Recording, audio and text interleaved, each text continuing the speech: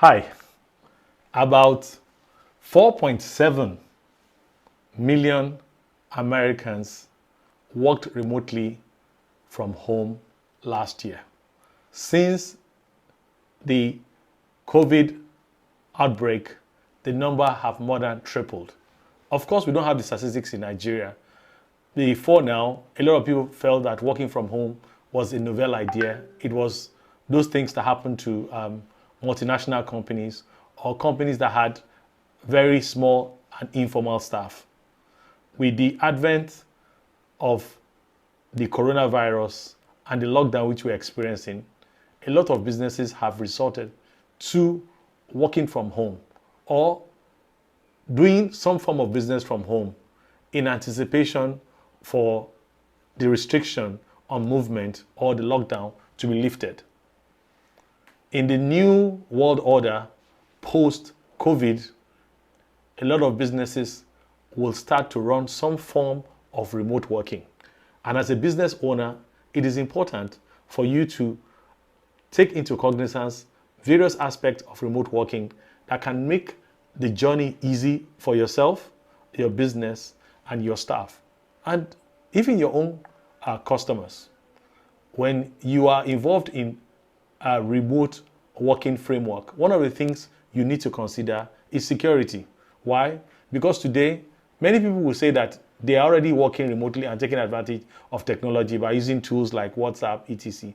But you know how easy it is for someone to hack into WhatsApp, not minding the two-factor authentication.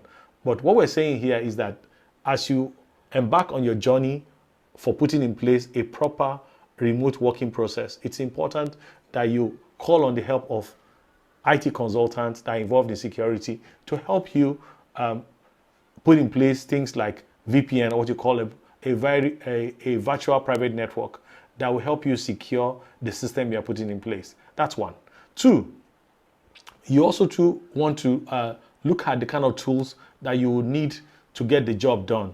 There are many tools that are available out there that will make the experience very easy for you and your staff. There are tools like Microsoft Teams, like Zoom for video conferencing. You have tools like Trello, a large number of tools. And we'll talk about that in a separate video discussion.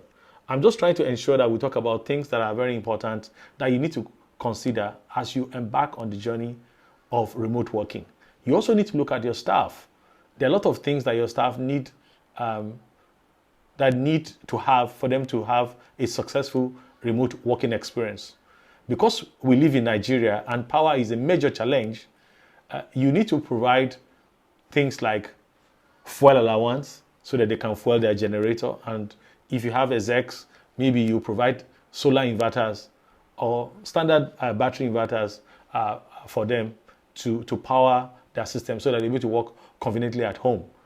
Your staff will require data, a lot of data, because all the work you'll be doing now will be remotely. I'm sure the telecom companies and all the ISPs have different kind of bundles you can take advantage of to make the job easy. You also need to put in place some monitoring tools that will help check that some of your staff that are not disciplined are actually doing their work when they say they will. So for remote working to be successful, there are a lot of things you need to consider. First thing you need to decide how many people really need to work remotely. When should they work remotely and how? These are some of the things you need to look at. Remote working obviously improves productivity for people who are disciplined.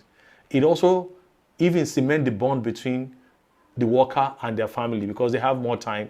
And they also to save both time, money, and body stress from all those commute that they make daily from going from their home to the office or to the client's environment and coming back.